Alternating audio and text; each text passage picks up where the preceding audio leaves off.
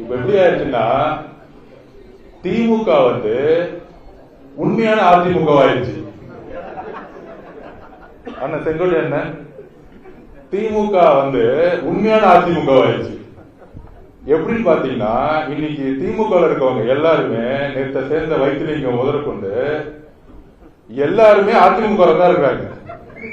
நானும் பார்த்துட்டே இருக்கேன்.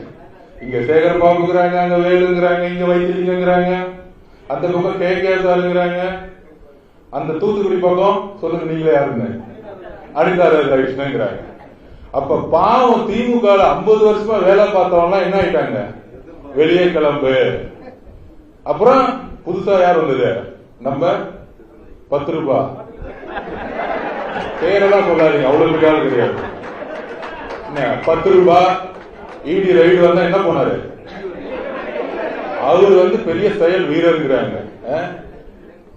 நாங்க சிபிஐ என்கொயரிய போயிட்டு வந்தா பதறிட்டாங்க, பயந்துட்டாங்கிறாங்க. ரைடு வரும்போது யாரா என்ன பண்ணாங்க பேண்ட்லங்கிறது எல்லாருக்கும் தெரியும்.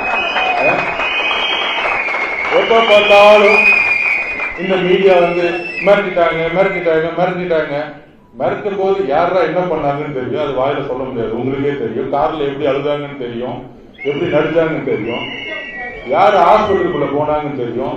ஹாஸ்பிட்டல் முதல்ல ஓடி முதலமைச்சர் போய் யாரு பாதுகாப்பு கொடுத்தாங்கன்னு தெரியும்.